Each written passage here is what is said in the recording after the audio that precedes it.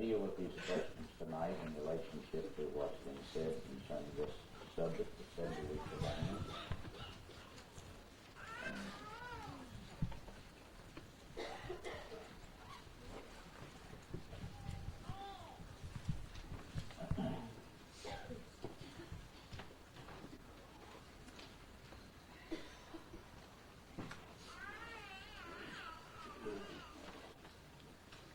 Now, if you have your Bibles,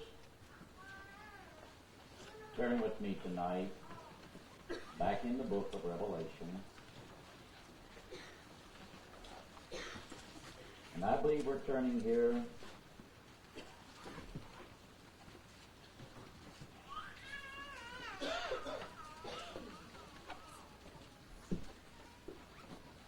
in the 9th chapter of Revelation. Here is a question.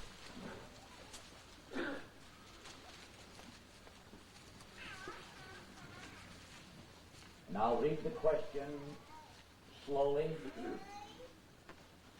Will the 144,000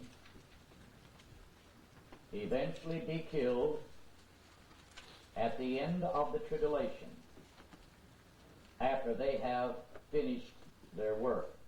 That's what we brought out this morning. Why, in the last half of the week of Daniel, which is the dark tribulation hour, according to chapter 7, they are sealed away in the first half of the week. In the last half of the week is when they go to the various nations of the earth to proclaim the everlasting gospel. Now we realize there is a beast system. It's basically Europe, which is the 10-horned area that we would see as being the beast. But the body of this beast, geographically, takes in the old nations that were in your first three previous empires. The Babylonian, the Medo-Persian, and the Grecian Empire. They make up the overall body of this 10-horned system. Therefore, we could say Europe and the areas that encircle the Middle East are the major areas of the earth that the prophetic spotlight is on. I've said this many times. The Orients will never be under the power of the European beast system. It's fast going completely communism. In other words, in the last half of the week, as we see Europe and the Middle East brought into a combined economic, political structure of peace, coexistence, economical prosperity, the Orients will be steaming, moving very rapidly under the influence of communism. That's why, brothers and sisters, the minute World War II ended in the Pacific, out of the mountains of China came Mills Tongue and Chow En Lai at the head of the communist guerrilla forces. In 1949, Chiang Kai-shek's government fell. They moved across the Straits of Taiwan, set up on the island of Taiwan, and communist China went under the communist hammer and sickle. Immediately, that hammer and sickle spirit began to move throughout Korea. That brought the Korean conflict. And when it was over, the country of Korea was divided with North under the communists. Only the South, we will say, is under a democratic government. And brothers and sisters, if for some reason our forces was taken out of there, there's no doubt South Korea would tumble in a short order. Not only did the Korean conflict end by dividing the nation, look what happened in Vietnam, Cambodia, and Laos. First, it was to get French out. And the French went out, somehow or other we took it upon our shoulders to try to preserve a little foothold in that area of Asia to preserve a democracy. And really, brothers and sisters, we was only trying to protect the Catholic influence that was in there. Because them early premiers of South Vietnam, brothers and sisters, they were all Catholic rulers. Amen. Now, I said all of that to build this kind of a picture. This 144,000 that begin to go to the ends of the earth. The question can be answered by reading in chapter 9. Because chapter 9 brings us right in the middle of the week. Right at the time that this Antichrist in Europe breaks his covenant with Israel. For to begin his invasion of the Holy Land, setting himself up in the temple of God, and then we'll say desecrating the temple and filling the streets of Jerusalem and the temple court with his police force. Now, as he does that, this is when the fifth trumpet angel blows. It becomes the first woe. Now, and the fifth angel sounded, and I saw a star fall from heaven unto the earth, and to him was given the key of the bottomless pit. This is a symbolical picture that when the middle of that week comes and the Antichrist does this, brothers and sisters, all hell will be turned loose. Modern society of the earth will be literally invaded by evil spirits because of the nature and attitude, we will say, of mankind in generality. And he opened the bottomless pit, and there arose a smoke out of the pit as the smoke of a great furnace. And the sun and the air were darkened by reason of the smoke of the pit. Well, brothers and sisters, that don't mean that there's going to literally be a hole opened up in the earth and a volcanic ash fulfill this. It's a symbolic picture. Hell is turned loose on earth. And there came out of the smoke locusts upon the earth, and unto them were given power as the structures of the earth have power. And notice now what it said. Now here's where we get our answer to this question. And it was commanded them that they should not hurt the grass of the earth, neither any green thing. Though to show there's been no atomic, devastating, annihilating warfare took place yet. Neither any tree, but only those men which have not the seal of God in their forehead. And the only men that would have that seal of God in that particular hour is the 144,000. Now, a lot of people will say, well, Brother Jackson, you know, as I look at certain things, it's kind of confusing. It should not be confusing. If you can just once begin to realize there are certain pictures here that you read. You do not give it a universal projection. You've got to zero it into that area of the geographical earth wherein that prophetic picture takes place. First off, the Babylonian Empire did not cover the earth when we're talking about the planet. The Medo-Persian Empire did not cover the planet Earth. Neither did the Greek Empire. And neither did the Roman Empire in all of its history of time, even up to this hour. The Roman Empire, as far as geography is concerned, only reached to the borders of India. And you know why, brothers and sisters? There is a iron curtain right down to Berlin. It's because, brothers and sisters, when President Truman, Stalin, and all the leaders of Europe at Yalta were deciding how and what they would do with Europe once the war was over, Russia had done determined she would not help to defeat Germany if she could not have a certain slice of it. When they consented to that, brothers and sisters, that automatically placed that portion of Germany for the last day picture on the communist side, which was not the areas of old Roman Empire. Now, therefore, I don't think you should see, brothers and sisters, and think that the 144,000 have to be killed. God somehow or other honors their faithfulness and loyalty. You say, well, Brother Jackson, I just can't see how they could, say, exist in areas where this beast system is so powerful and is killing people. Well, brothers and sisters, you have to keep in mind also,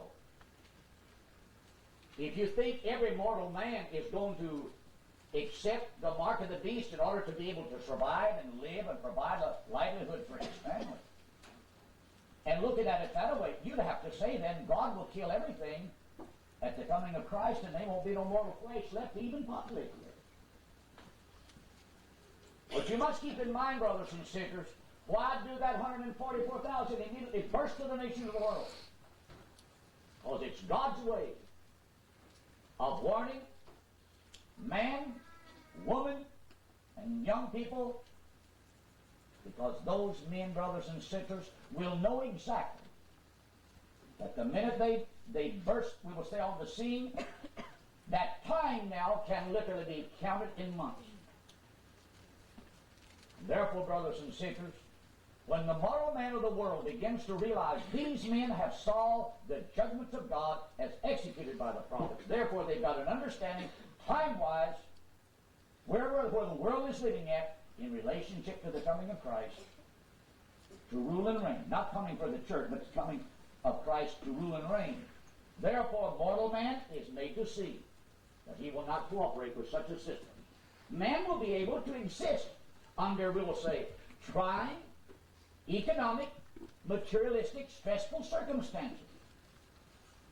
Because, brothers and sisters, it's God's way of keeping an element of mortal flesh back, while the whole beast system goes ahead and carries out its diabolical purpose. So therefore, these evil spirits will literally come up. And when you see, brothers and sisters, our modern society in America, as we were talking today down in the rest of our brothers and sisters here, tonight in America, the most educated, blessed society, I say, that is living on the face of this planet. And yet, brothers and sisters, our social structure is literally eat up with criminals, rapists, demon-minded characters who are so brutal. Now, brothers and sisters, if it's like that now, what do you think modern man is going to be like once all hell is turned? Do you think it's going to get better? No. Therefore, why is there such an hour? It's because it's God's way of saying to mortal man of the earth, you wanted it like this, so I'll give it to you till it runs out your ear. When America as a whole, modern leadership, educational instructors begin to view a great economical and a democratic utopia period, the first thing they wanted to get rid of was Christianity influence out of the schools, out of government, out of society, and then we could throw the door wide open and let the devil come in with all of his perversions. Now we've got a sick society, spending billions of dollars to try to fight the dope trade that ravages our young and up-and-coming youth. And brothers and sisters, if the coming of the Lord isn't soon, and let's just say our society keeps on being exposed to this type of an environment, there won't be enough of American youth fit to be carried over in the Marine. Because if they don't have age, their brains has done been destroyed by the dope. Now that's something to think about, brothers and sisters. And when you get society invaded by all these spirits, see, they're allowed to torment, aggravate, make life miserable. And brother goes ahead and says, and in those men will seek death. It won't be because Wall Street has took a tumble. is because of all of this decayed, psychological, emotional unrest and instability. When mortal man has no God to keep him in his proper balance, he is a bad creature, brothers and sisters, to mess with. So that tribulation hour is truly hell on earth. But that don't mean that this 144,000 are going to be tormented. God's got a way of preserving and keeping them from being touched while they carry their message. And there's no reason for us to think they have to be killed in order to fit into the picture somewhere. Now,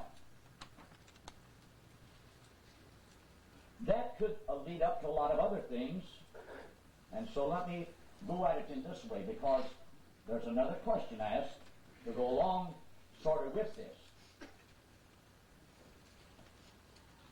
On our way to Alabama, one morning as we was in the motel, I turned on to catch the news while we was getting ready to leave and go on down the Faribault.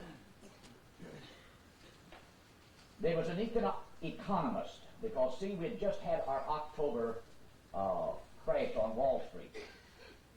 And there was 3 economists talking about what their particular individual views was about the world monetary structure as it now exists in the earth. One man said, up and after World War I, each nation could claim his own currency.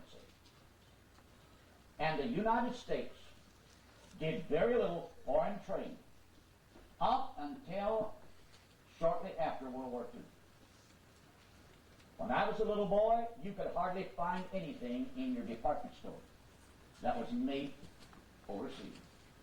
None of our clothing came from overseas. No shoes from Italy or Portugal. Once in a while, at Christmas time, we would have a few toys in our dime stores made in Japan. They weren't worth a dime. They bought up all of our old number 3 cork and bean cans and cut them up and made these toys. They bought our junk to make their weapons to fight us in the jungles years later. But as these economists went ahead talking about now the economical picture in the world, as the world slowly began to shape the world modern society for this era of industrial prosperity and equality, these various barriers that at one time that had existed between the nations as to how they would let certain foreign goods from another nation come in, the United States didn't need it. The United States, brothers and sisters, outside of a few small elements. And if we hadn't been in a war, we wouldn't have needed that. A lot of that came from South Africa. All right? But all of a sudden, the world began to get the view. We need to trade. And brothers and sisters, now then, look what has happened to the United States economical lifeline. Hardly any clothes is made here anymore. Hardly any shoes is made here. A lot of our steel mills is closed, when it used to be part of the lifeline of our economical structure. One by one, our major industrial means that was the economic lifeline of the American workforce, it either somehow or other, it comes from Europe or it comes from Japan. These economists was talking. They said since World War II, it is no longer now recognized that any one currency just belongs to any one nation. Everything eventually is becoming, by we will say pressure and conditions, where the nations begin to have to work towards some other kind of evaluation. And then they brought this in. He said the United States, at this present time, is now 240 some million in population.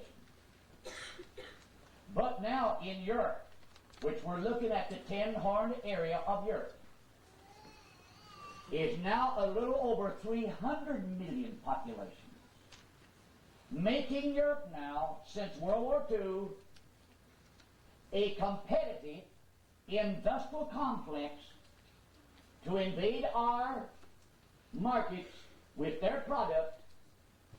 At the same time, in Japan, you have another smaller competitor, but the products they are producing are gradually being updated in quality.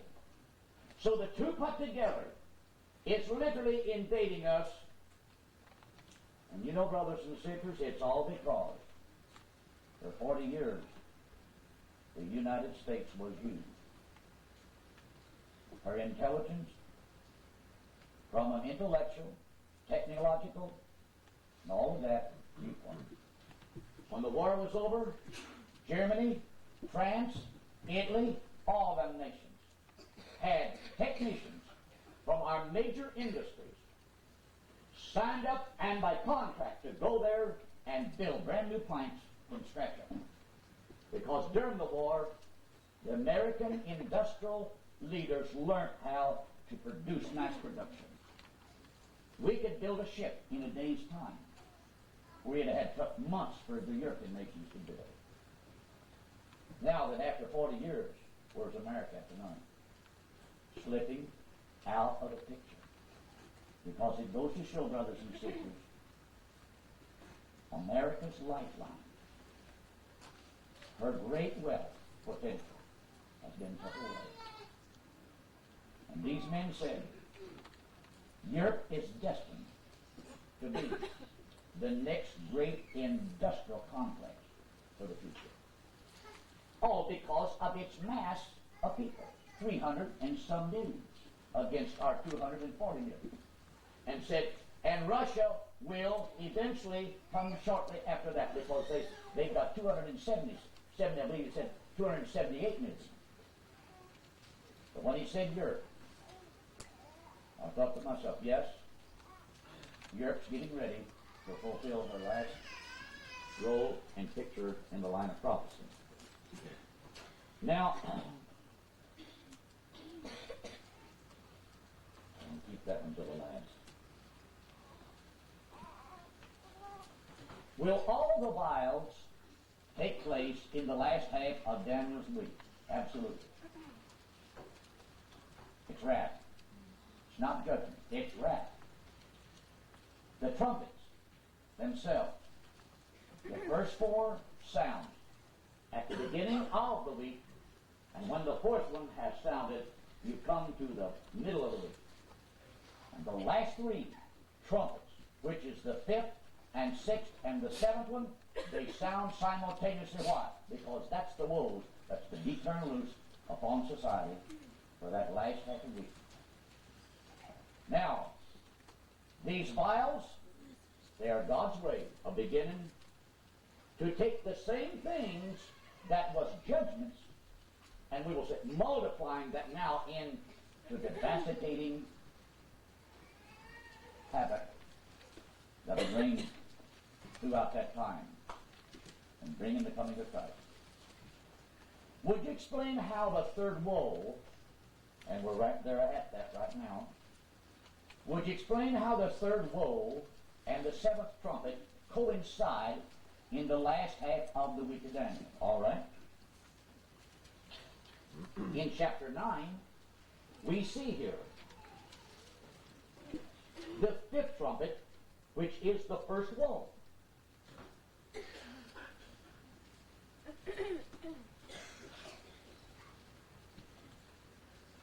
The 12th verse of the 9th chapter. But as these spirits are loosed and go out upon the earth, invading modern society, yes, throughout the nations of the world, to torment, we will say, modern, evil-minded, philosophical, no God at all type of people. They don't even believe in a devil, but they will then. Now then, as these spirits are turned loose, we see here then, not only are these spirits for tormenting they are also spirits that eventually are the means by how nations, armies, the world is, we will say, brought into the great vacuum, and the stage is set for Armageddon, because that's why then we have to see verse 11. And they had a king over them, which is the angel of the bottomless pit, whose name in the Hebrew tongue is Abaddon, but in the Greek tongue hath his name Apollyon. These two words mean destruction. And did you know, brothers and sisters, why the Antichrist is called the son of perdition? The word perdition is a word that describes, which means one ordained to lead to destruction. That's why in the 17th chapter of St. John, Jesus refers to Judas as the son of perdition. He was the first human being that ever exemplified in character and motive what the Antichrist would do. Judas, under the spell of Satan, sold his Savior for 30 pieces of silver. What was Satan's aim? To destroy the Christ. But look what that spirit did to Judah after he had done it. When Judas then finally saw his own Savior on trial, we'll say then that anointing finally leaves him, and he begins to come to his senses. Read what it says, I believe, in John's Gospel. He went back to the priest and said, hey, I don't want this money. This is blood money. They said, see that to it. And brothers and sisters, as he cast it upon the ground in front of him, he became a man so filled with remorse. He went out, and one says he hung himself. Another says he fell off a cliff, and his bowels burst out. The same spirit that anointed him to sell his Savior for his physical death was the same spirit that destroyed him. This goes to show, brothers and sisters, this spirit that's working today in modern religion is destined to lead a lot of people to a hopeless end. And people are blinded by it, because they see it from the external, but not from the hidden motivation. Now, this spirit, or this angel of this bottomless pit, you've got to understand that as these spirits begin to invade society, to torment people, yet in the end, by the time the ending of tribulation hour is coming, they are also the same spirits that begin to work in the mind and spirits of politicians, world leaders, together, and bring about the mass congregating of the world for final destruction. Now then, verse 12 is the first woe. One woe is past. The world will never hear that angel blow that trumpet. But we know once he blows it, there is immediately a spiritual condition begins to develop. The effect of it begins to affect mankind. So that by the time that woe has fully applied its objective, Armageddon is ahead for the destruction of such evil-minded people. Now, then when we come here, brothers and sisters, to the sixth trumpet, we see exactly where it comes about. Read the sixth trumpet, but then you have to go to the 11th chapter to see where it's applied. Because in the 11th chapter, it's when the Antichrist kills the two prophets. Now then, I'm going to begin in verse 7 of the 11th chapter. And when they shall have finished their testimony, talking about the two prophets, the beast that ascendeth out of the bottomless pit, and brothers and sisters, let me specifically tell you, as that is worded, That's not talking about the man. That's talking about that satanic spirit. Because only a spirit comes out of hell, the bottomless pit. That's why, brothers and sisters, you've got to see the first woe, the second woe, and the third woe all stacked up on one another. And the effect of them takes you right to the last half of that week. Now then,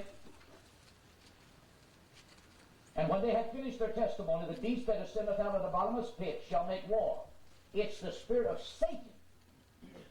How that he has been successful in, we will say, projecting his purpose in such a world-revived system of Europe, the Catholic Church, apostate Protestantism, all in a combined unity. And brothers and sisters, that man of sin, yes, will act exactly in the final analysis just like Jesus did. All right. He will make war against these two prophets and shall overcome them and kill them. And their dead bodies shall lie in the street of the great city. Now notice here, it gives us sort of like a riddle. The great city, which spiritually is called Sodom and Egypt, where also our Lord was crucified. Well, brothers and sisters, Jesus was not crucified in Sodom, neither in Egypt. But why is it worded like that? It's because Jerusalem in the last days, when all of this prophetic picture is being fulfilled in and with the Jewish people, because of the way the world nowadays travels, the Jewish society in Israel today is just as perverted with all of your sodomite perversion and drug. They're having just as much problems over there in the streets of Jerusalem in that sense that we are here. It's all because students from all over the world, people from all over the world are flocking to Jerusalem because it's an attraction. It's a geographical, historical, archaeological attraction. But this causes Satan to use this and make Jerusalem a dumping ground for all these evil forces. And it also comes about at a time when God has brought the people who are occupying Jerusalem back out of bondage, out of dispersion among the nations. And it's because of that Jews come from all over the world to live there. With them, they're bringing the lifestyles, the habits, the customs, the culture. And the Jewish structure has to contend with all of this mixture. They come from Russia wearing this big, fur-like cap. They'll come from others of the world wearing different clothing costumes because that's where they learn to live and act like that. Now let us continue reading here. And they are the people and kindred and tongues and nations. Well, I tell you, brothers and sisters, this prophecy couldn't have been fulfilled 60 years ago. But it can tonight. And they are the people and kindred and tongues and nations shall see their dead bodies 3 days and a half, and shall not suffer or allow their dead bodies to be put in the grave.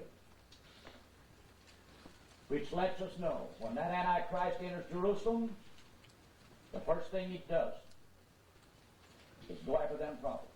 Because God will allow him to do it.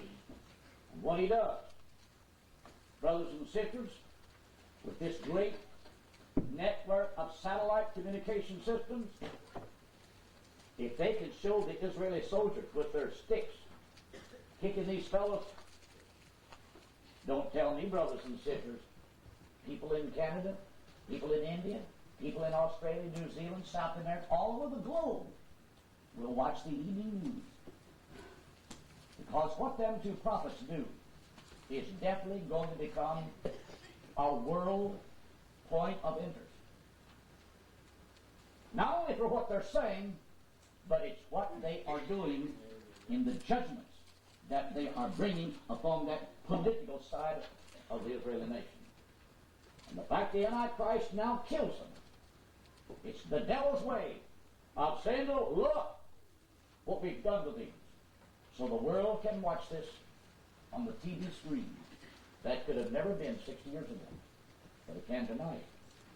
Now, and after 3 days and a half, the Spirit of life from God entered into them, and they stood upon their feet, and great fear fell upon them which saw them. Brothers and sisters, I wonder what Walter Cronkite and all these news commentators, Dan Rather, Tom Brokaw, wonder what they're going to say when they come to that part of telling the evening news. You reckon they'll tell it as it is? All right, we don't want to be here, they'll do it. And they heard a great voice from heaven saying unto them, Come up hither. And they ascended up to heaven in a cloud, and their enemies beheld them. And the same hour was there a great earthquake, whereabouts? In Jerusalem. And notice the 10th part of the city fell, and in the earthquake were slain of men 7,000, and the remnant were affrighted and gave glory to the God of heaven. The second woe is past, and behold, the third woe cometh quickly. Now we can see what the first woe was, and the second woe. And brothers and sisters, it's not strung out, it's one stacked on the other. Because each one sets forth a condition that only shows the power of the Antichrist. So now then, we come to the third woe. How it fits in to this last part of the week of Daniel.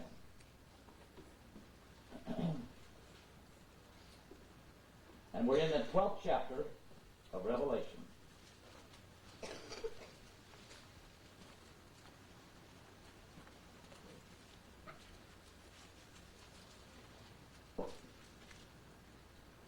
First off, I can't take the time to give you a complete historical background.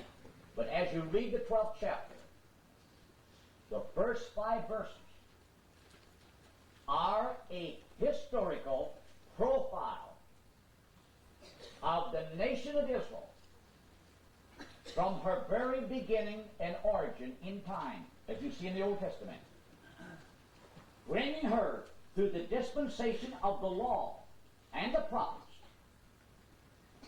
Because in verse 5, we see here that this nation brought forth a man-child. Now, years gone by, elements of Gentile Christendom have tried to interpret this, that this was somehow or other the universal church giving birth to an element of overcomers. Brothers and sisters, that is not the picture at all. This woman is Israel, because in the first advent of Christ, she was the nation that was crying under Roman oppression, longing for her Messiah. And while the nation, in one sense of the word, was looking for a Messiah, yet it was a very few that really was in a spiritual condition to recognize when he came and was born. Look at Simeon. Look at Anna. That's the type of people, brothers and sisters, that we now must look at in the Gentile realm. It's not doctor of divinity this and archbishop that. It's that element of people we say the world thinks know nothing, are fanatics, but yet somehow or other they got the Spirit of God directing them and causing them to look for not only the right thing, but looking at it in the way that God can show them. So, from the element of Israel, the nation did give birth to the advent of this man-child who was the Messiah, who potentially was born, yes, to be king of the world. Because when they was crucifying him and hung him up there, what was the sign hung on the cross? Jesus, King of the Jews. They had to give him that honor. Now, as we go ahead and read here, verse 5 shows us that as the woman gave birth, The spirit of Satan in the Roman Empire, pictured as the dragon, stood before this woman Israel, waiting to devour her. Now, when we go back in the four Gospels and pick up the episode, what caused the devil then, through the Roman system, to come at the man-child? It was because the hierarchy of Israel, who were really the people that he came to in the manner he did, they couldn't recognize him. They thought he was a devil, an impostor, and they accused him of everything. They were the ones that cried in the streets, "Crucify!" Now we know that Roman law would not allow the Jews to have and enact capital punishment themselves. That's why, brothers and sisters, it was not the Jews that administered capital punishment. They demanded it by their law. But it was the Roman soldiers then who consent to their crime for fear that there would be a rebellion. Then it was the Roman soldiers who, in the court of the Roman Forum, as they dressed him in the robe, crowned him with thorns, mocked him, spit in his face. Brothers and sisters, that spirit of Satan in the old dragon pagan system of Rome took him out on Calvary and crucified Jesus the Christ, the Son of the living God. And who was it stood there witnessing this? The scoffers that said, "Crucify him," stood there mocking while he died. But when he died, and the heavens were darkened, and the earthquake shook, and it rent the temple, the Roman centurion, who believed in omens, signs, as he seen the heavens darkened, he looked up, and no doubt tears come streaming down his cheeks.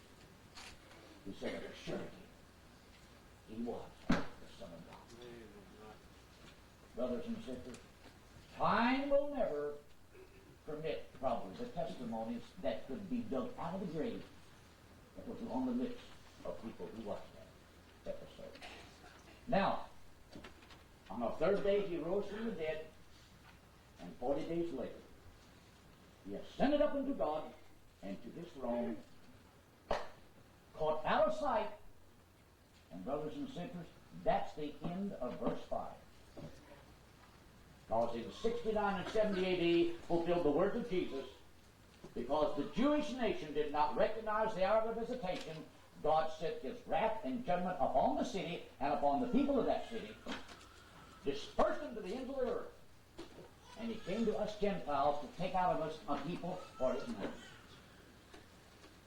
Now, brothers and sisters, in 1948, as the war has been fought, this conditioned the world. It was God's terrible way of dealing with the Jew in Europe to make an element ready to go home, back to the Holy Land for the last day. Now, for 40 years, brothers and sisters, May the 8th this year, statehood of Israel is 40 years old. Now then, Israel's back in the land, and for what reason? For the coming of the Messiah that her ancient ancestors did not believe had yet come. But now verse 6. Verse 6 is a picture of this element of that spiritual Israelite people after having heard the message of the two prophets. And they're told exactly, brothers and sisters, where to flee to. Now, I'll finish this part so that we can see how the third woe stacks right on top of the other two and sets forth a condition for the devil to chase after the seed of that woman. And the woman fled into the wilderness, where she hath, that's a past tense word which describes. She's not running blindly in the world. She's going exactly where she knows to go. But it's not written. That's why, brothers and sisters, the two prophets will tell them. Because by divine revelation, they will have that inspired knowledge given by the Spirit of God where to go to. Now this lets me know, brothers and sisters, when we can read, we will say, the hull or the structure of it, it lets me know somewhere in this planet Earth there has got to be a geographical area of the earth somehow that's been prepared for such an occasion. Now we'll get to that a little bit later in another question. Now as the woman starts running, we could say this: somewhere, brothers and sisters, as they hear the prophets, they don't wait till this actual point of time. I'm convinced, brothers and sisters, they're not carried out of there on a whirlwind. They come out of there by the same means they got in there to hear them prophets. But the fact that the wings is what carries them, it's symbolic. If God brought Israel out of Egypt by the wings of a prophet, Moses didn't carry them, you know that. But Moses had a message, and that was embraced in the heart and bosom of every Jew, Israelite. And they walked out on their own 2 feet. But they walked out following something. Because they weren't told, brothers and sisters, in description what it was going to be like. They were just told they're going to be taken to the land that flows with milk and honey. They knew it was the heritage of Abraham and Isaac and Jacob. But those Israelites in Egypt had never been there. So they didn't know exactly what it was like yet. But with it, the fact that it was following the man knew that it was a potential for them. But these people, they don't have to follow these 2 prophets to the place if they've got the revelation. We're to go to themselves. Now the fact that they're gone lets us see then, brothers and sisters, why the Antichrist will definitely try to do away with the spiritual remnant of the seed of that woman, that natural posterity of the Jewish race. Let me explain something at this point. The political-minded Jew, that dollar-minded Jew, that signs this economical peace pact, the Antichrist is not after him. Because that guy is just like the Herodian Jews was in Christ's time. Therefore, this economical Antichrist. Because they got money on the brain. They got politics on the brain. So the Antichrist is not after these cooperating political Jews. It's that other element that somehow or other have become very rebellious to the economical tranquility of things in Israel. And they're listening to these prophets. And the Jews are a very explosive people. And they're very demonstrative, even among their own people, when it comes to things like this. That's one of the things that led to the War of Titus in 69 and 70 AD. Now, so as the Antichrist of this hour, as the woman fled into the wilderness, where she has that place prepared, that they should feed her. Notice now, they should feed her. Now the word they is a word, it's a pronoun word. That lets me know, brothers and sisters, that there is a they people somewhere in the earth. It's got to be a geographical nation. Now I know you're Assemblies of God, and many of your charismatic type people, because they go back in a certain other areas of prophecy and say, oh, we know where the Jews are going to go hide. They're going to go across the river Jordan, over in Jordan, and down to old ancient Petra. Well, we've been there twice. Some of you that have been there with us. 100 and some miles south of Amman, Jordan, is a box canyon. And all of a sudden, you start down the head of this canyon, and the further you go, the deeper it gets. And there's one place, brothers and sisters, the canyon walls come so close that it is very hard for a military vehicle to squeeze between the walls. The Romans, as they in their time, succeeded in taking this city away from the Arabians. The Romans built a metropolitan city in there. This city set along the ancient caravan trade route from the far east in Mesopotamia as it wound its way through the deserts to Africa. There is a cave, which in the times of the Romans, there was a huge inn there and a restaurant. In this huge cave, the ceiling is black by the smoke of the fires used to cook the things of the travelers. Now, brothers and sisters, somewhere after the 2nd century, as the trade routes changed from the land-based caravans, then they changed and became sea trade routes. People begin to leave. By the time we come to the Middle Ages, this great ancient city of Petra, which was established by Esau, he became the father of what is called the Edomites. Now today, brothers and sisters, Petra is a ruin, and it runs for miles down that canyon. The ancient ruins of this great metropolitan city. The last people to occupy it was the Romans. Arabs today live there in some of the ruins. And brothers and sisters, that's all. But as your Assemblies of God and many of your charismatics try to tell you, the Jews will go there and hide from the face of the Antichrist.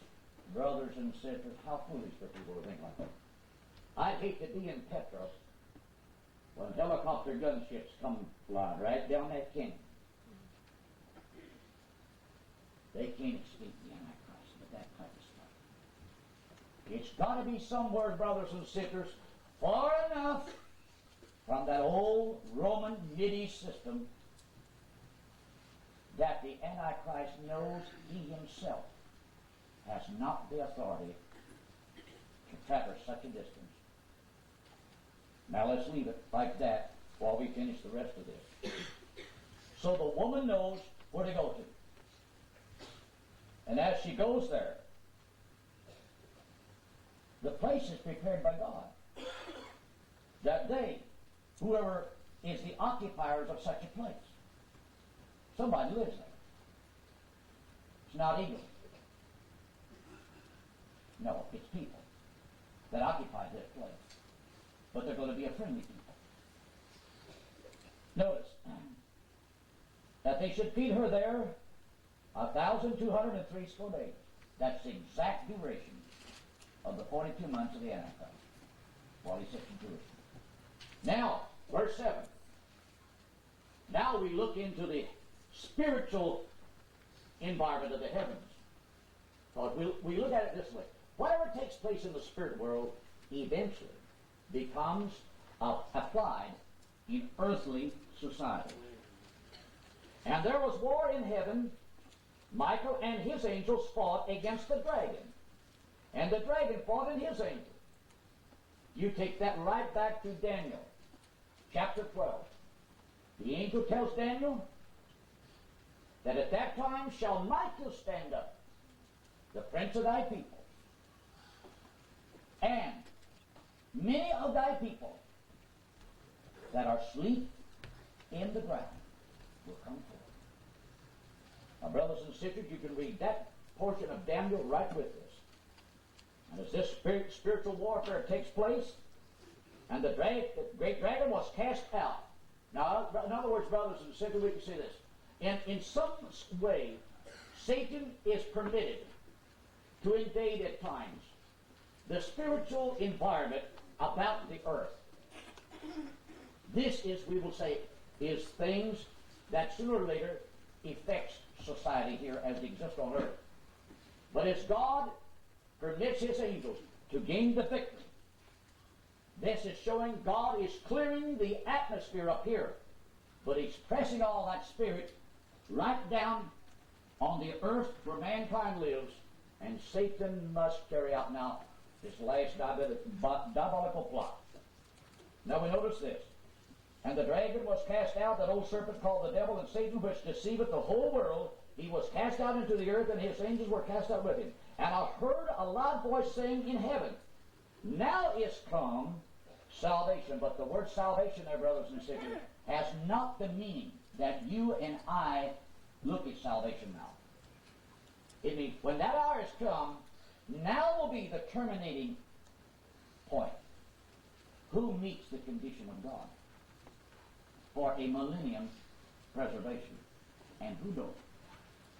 Because it's through that last 3.5 years, every man and woman over the earth will have to prove, there by their own choice and such like, living under such a forceful power, what he or she will do, and the power of his Christ, for the accuser of our brethren, and this is talking about Jewish people, is cast down, which accused them before our God day and night.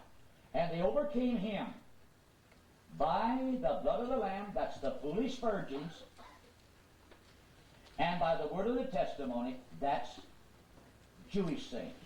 Now keep in mind, brothers and sisters, this lets us know there are still other Jews that are not in the picture as we see that woman. They're somewhere living in nations of the dispersion. And let me say this tonight. I saw the statistical number. There's supposed to be 7 million Jews now living in America. When World War II come to an end, they estimated that the world Jewry population was approximately 15 million people, with 5 million in the States and Canada, 3.5 million in Russia. That left, brothers and sisters, a little over 6.5 million other Jews to be scattered throughout the rest of the world. But now, in 40 years, the number of Jews in America is 7 million. In Russia, about 3 million. Now we can see, brothers and sisters, that's 10 million Jews. And there's only approximately around 3 million Jews existing in the homeland now. So, brothers and sisters, not all of these millions of Jews will ever go back to Israel. This is why, brothers and sisters, you have to begin to realize that the 144,000 must break and go to the nations of the world. Because they're not only going to just teach the Gentile people, warning them, they're going to warn Jewish people too. And wherever that Antichrist system can actually get at Jews, brother, he's going to go after them. And that's why it's pictured like this. And they love not their lives unto the death. Therefore rejoice, ye heavens, and ye that dwell in them. Now this is the last time the word woe occurs in the whole writing of Revelation. Woe to the inhabitants of the earth and of the sea, for the devil is come down unto you having great wrath, because he knoweth that he hath but a short time. Yes. Because Satan is only permitted through his system and kingdom and Antichrist agent to fulfill that which is according to the Word of God. And now I realize, brothers and sisters, I'm taking too long here. Let me read. Here's one. Was the image of gold in chapter 3 of Daniel, which Nebuchadnezzar made, was it not unto Daniel? It had to be. When you read that very carefully, keep in mind, it was Daniel who has already, along with Shadrach, Meshach, and Abednego, as young fellows, been selected by Nebuchadnezzar out of the elements of young, wise-looking people of his captured peoples of the various nations. Nebuchadnezzar's philosophy was, he picked wise, intelligent-looking young men, because he was hoping that by picking some say of Jews, Syrians, others of this, he would select by this and have a ring of really intelligent-minded men as advisors, as a cabinet. Well, when when brothers and sisters, he chose Daniel, Shadrach, Meshach, and Abednego, he didn't know that was going to work right in the plan of God. And then when he had the dream about, the great image, head of gold, silver, belly of brass, then right on down to the iron and clay, he couldn't remember his dream. So when he calls in his older soothsayers and astrologers, they said, well, you tell us the dream and we'll tell you the interpretation. He said, well, I can't even tell you the dream. And he got so mad, he said, now I'm going to kill the whole kit and caboodle of them. So when Daniel and all of these are now awaiting the word, then Daniel and Shadrach and Meshach and Abednego begin to realize, if we don't pray and seek God, we're going to go with the rest of them. But our God is able. And somewhere, brothers and sisters, as they prayed and sought God, God, no doubt, gave Daniel the very dream or vision of the whole thing.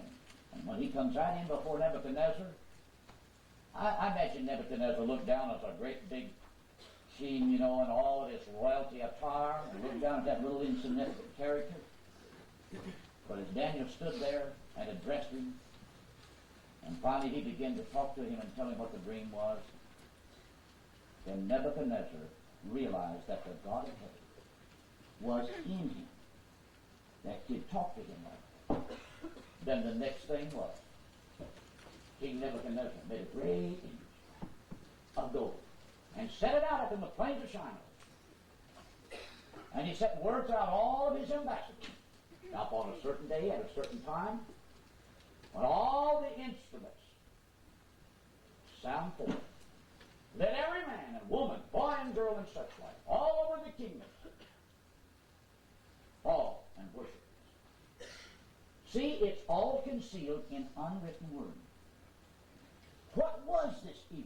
What did it look like? They don't even describe it. It's just a huge monstrosity of a thing made of gold. But it's got to be something that is portraying something.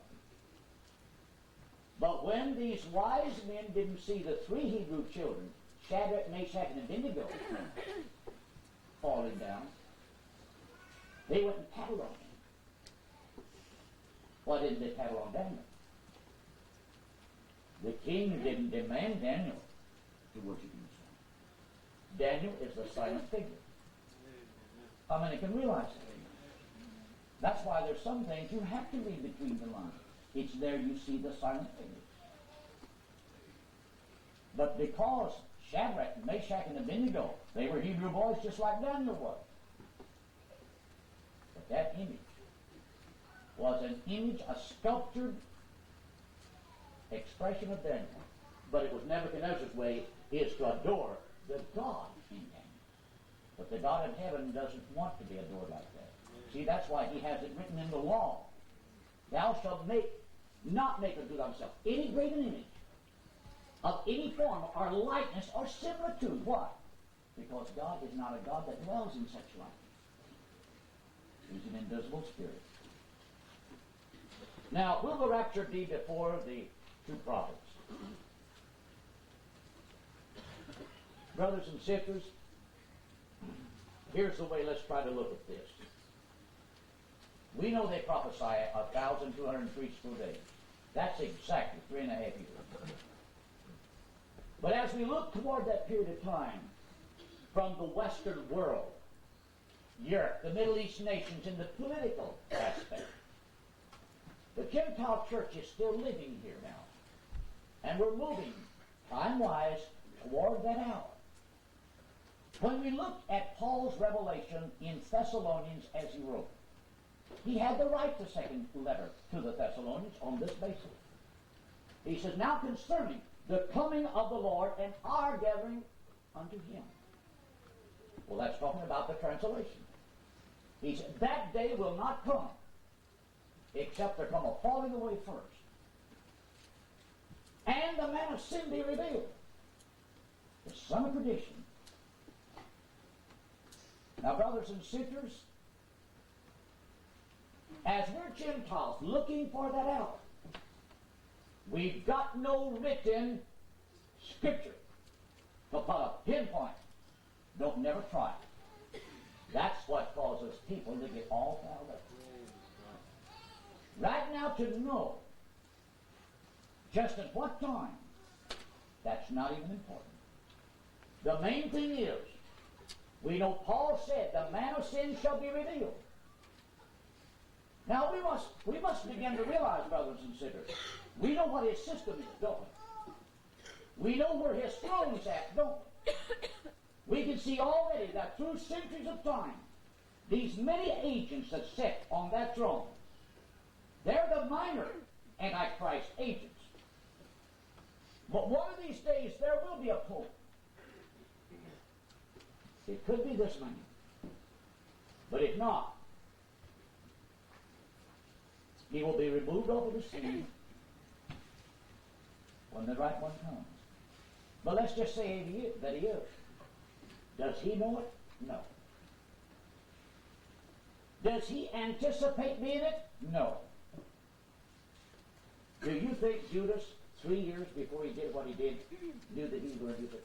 No, he didn't. But as he walked with Jesus, there's certain things just kept coming up. That eventually, as all of those thoughts became, we will say, collectively compiled in his mind, he thought he had enough of convincing influence that what he was going to do was justified. And so when that spirit hit him, he went and did it. Up to that time, I don't even believe that was even in his mind. So the way we have to live with the Antichrist. Right now, brothers and sisters, the Antichrist, the Pope, he's looking at the future solely on how the popes back in the Dark Ages manipulated their power over world human affairs. And he can see how political leaders now are very much grasping at a straw, trying to solve the world's problems. Upstairs, a brother brought me some clippings out of a paper.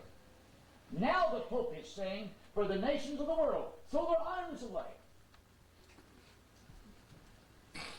Let any other man say that. And you've got other politicians ready to argue.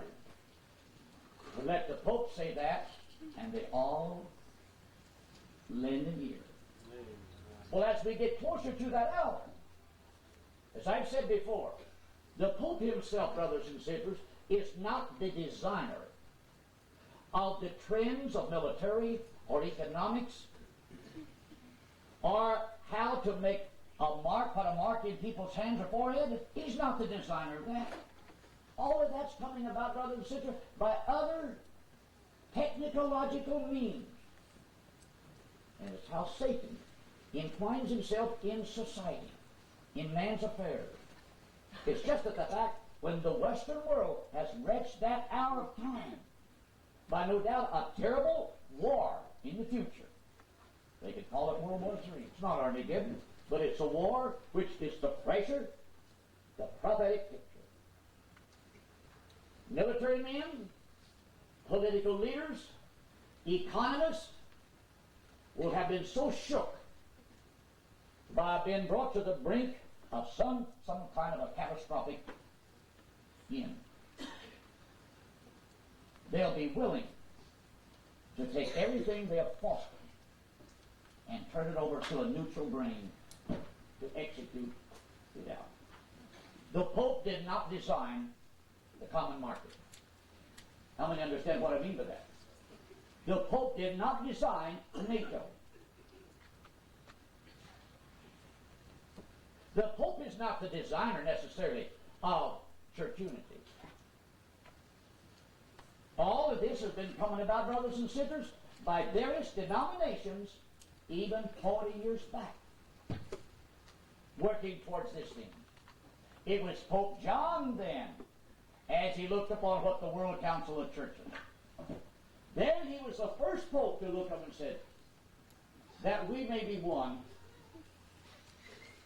Brothers and sisters, he was using the prayer of Jesus to make it influential. And the ecumenical movement and your charismatic is nothing but a spirit of Satan, bringing Romanism, Protestantism together in a false unity. The whole thing isn't designed by the Pope. It's designed by the devil, using different brains that will give themselves to that spirit. But keep in mind, the Pope has set back.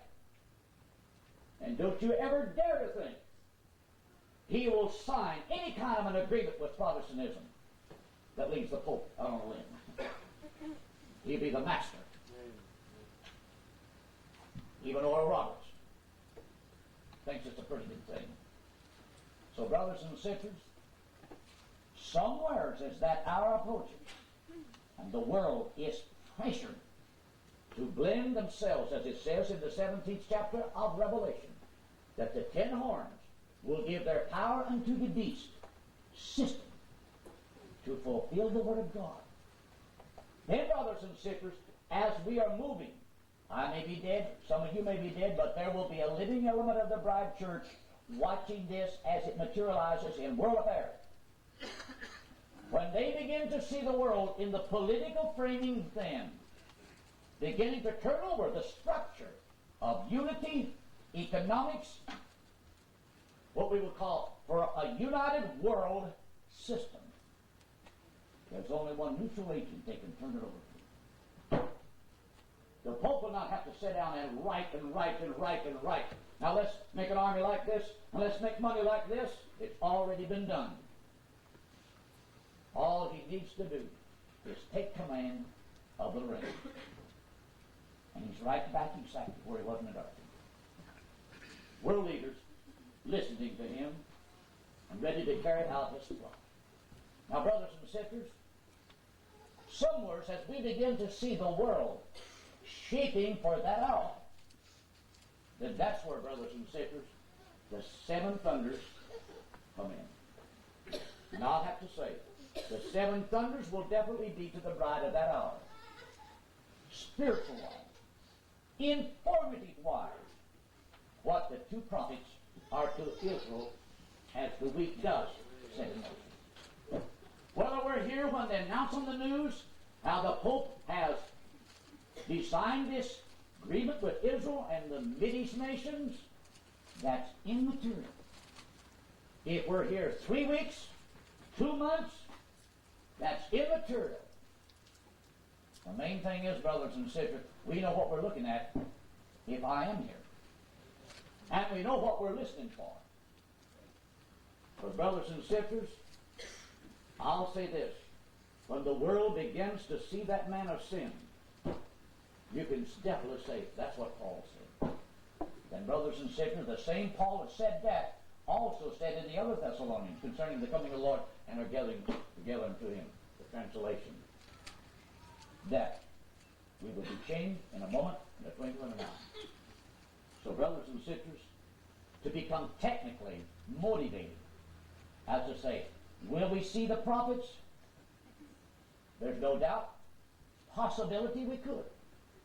We can see what begins to take place. But I will say, if we are still here at the time the 2 prophets really begin their ministry, then somewhere the thunders is definitely going to be sounded to the bride of Christ.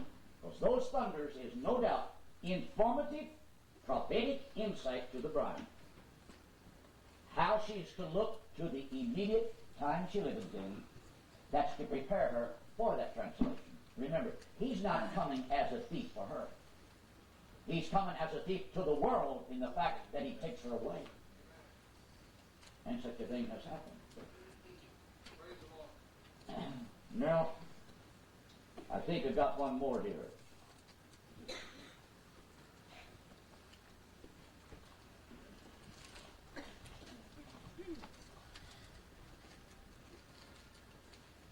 Where will the woman of Revelation 12 flee to? Well, evidently,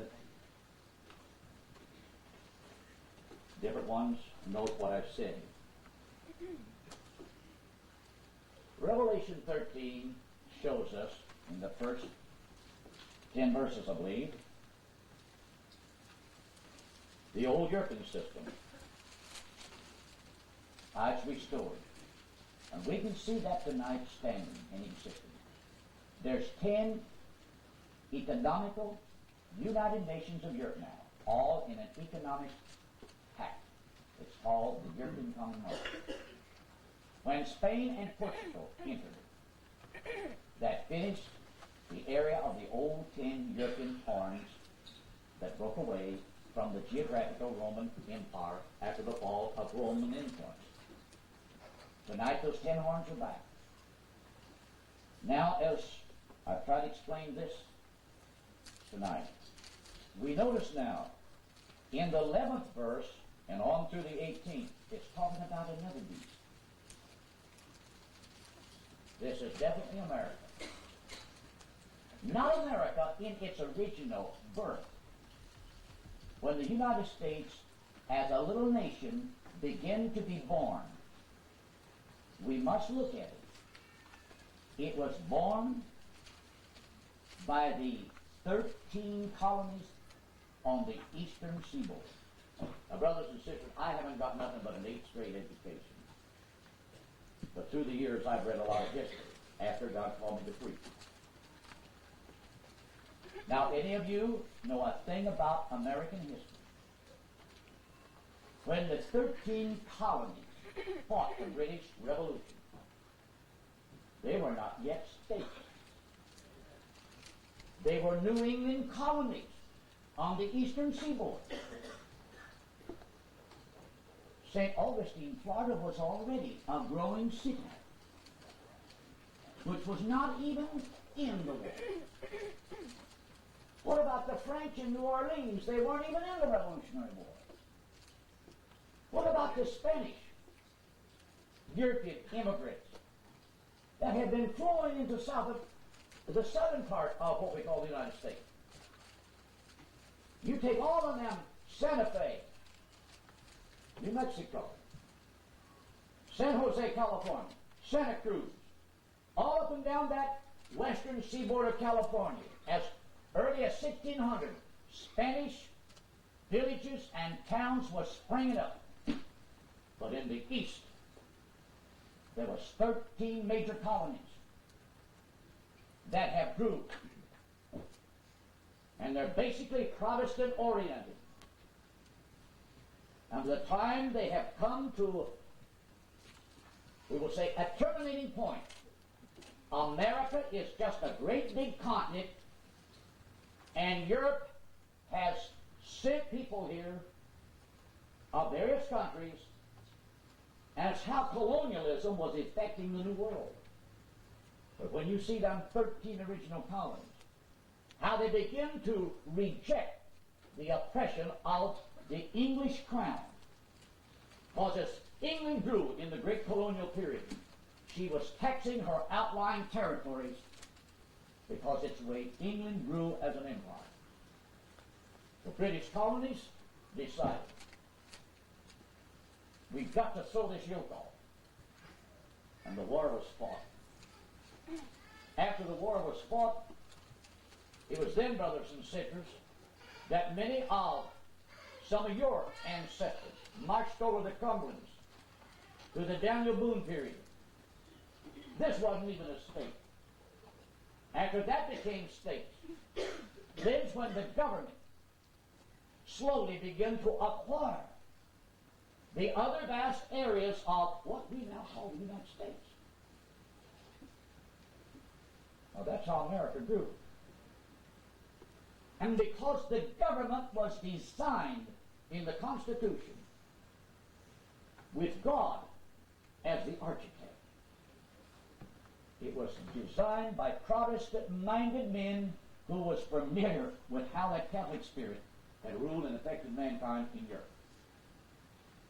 And they were determined that that spirit, not talking about Catholic people because it was Catholic people living among the colonies, but I read also they got very little cooperation in the Revolution because the Catholic spirit did not want to break with the crown.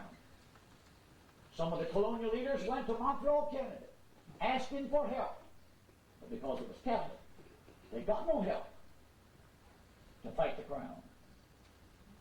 But brothers and sisters, the point is, as America grew, it became a Christian-oriented nation founded under God And the presidents who sat in that White House were men, brothers and sisters.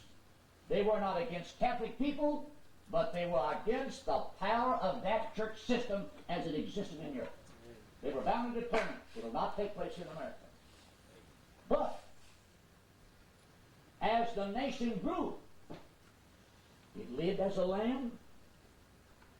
It did not desire to be a conqueror of the world.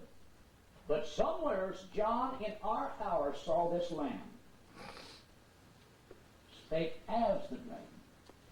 It lets us know the same diabolical spirit that had worked so hard in Europe in the political structure eventually succeeded in working slowly up in the political structure of human leadership. And that's why, brothers and sisters, tonight, in the United States of America, we no longer have prayer in the school. Because when that atheist woman attacked this in the Constitution, there was not a Catholic politician. Raise up, what's his name? You can think of one that did.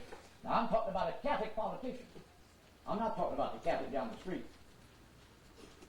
Then, brothers and sisters, in certain areas of what we call the Bible Belt, when families in schools begin to contest certain textbooks all about the creation story and evolution, it wasn't Catholic families.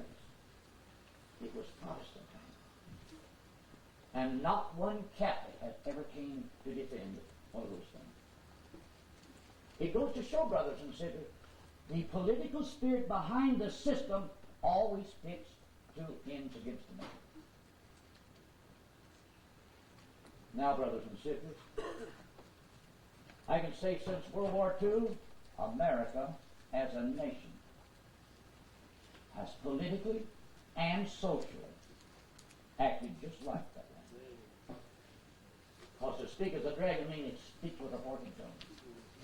It's because of this image tonight that causes the rest of the world to look at America, and the whole world's against us.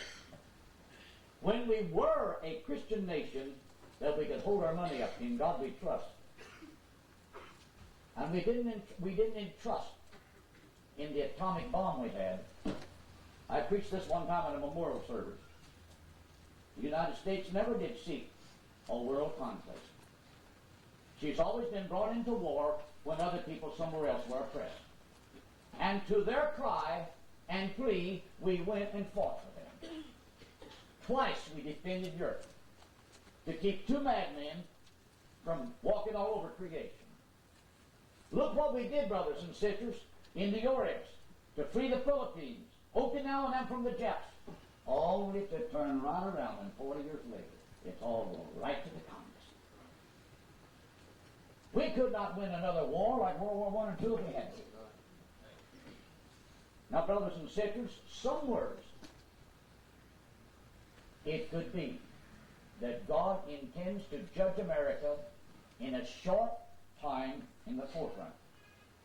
As we move closer to the week of Daniel, it could be that God intends.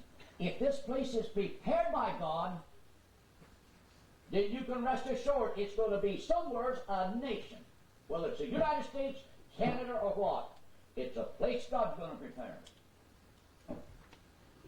It's going to be a place that the Antichrist and that old European system can't get to when that hour comes. Now, I'll have to say, if George Washington's vision, the last part of it comes to pass, and if you're alive and still here, when it's over, you'll see a different America than what you're seeing tonight. Now, I'm not saying his vision is, but if the first two parts of it came to pass, I can see right now, brothers and sisters, the very conditions to bring it about is right now hanging right over America. Latin America, all our politicians sitting up there in Washington, D.C., saying we ought to stay out of that. And I'd like to absolutely throw a rock at them and say, you crazy thing. Then you get ready. Because the things that Castro did to innocent Cubans, one day they will be inside Arizona, New Mexico, doing to young American children what they did in Cuba. But it's a fact. Every time America ever got involved in any kind of a conflict, read the story, our politicians and leaders was always sound asleep. Roosevelt and his cabinet thought the Japs was going one other way. When they had two envoys with their satchels of peace agreement, and brother, they were headed for Pearl Harbor. So brothers and sisters, if George Washington's vision is true to the last point, when it's over, it could be God's way having this side of that final point prepared here in this hemisphere, a little nation. If so, America will never be another world power after that. She'll still be a nation, but I'll say this, God will clean her up a lot of this wholesale perversion and stuff that's been sold. Free. We, for 40 years, have been trying to tell the world what a democracy is. But it's a sick democracy.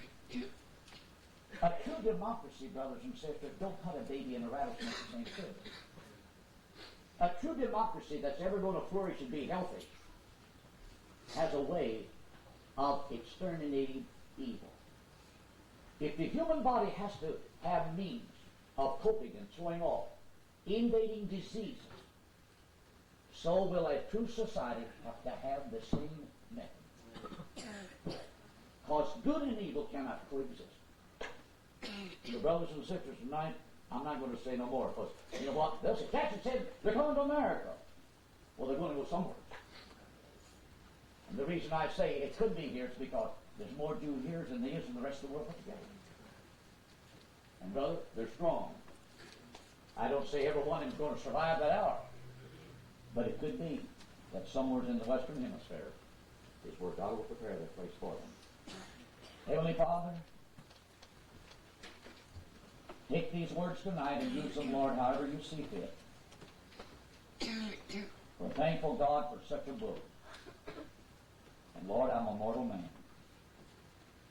My mind is frail and it's limited. But we know, Lord, that you're the fountain and the source of all wisdom and knowledge, because you're omniscient. We give honor to you and thank you tonight, Lord, in the name of Jesus Christ we pray. Amen.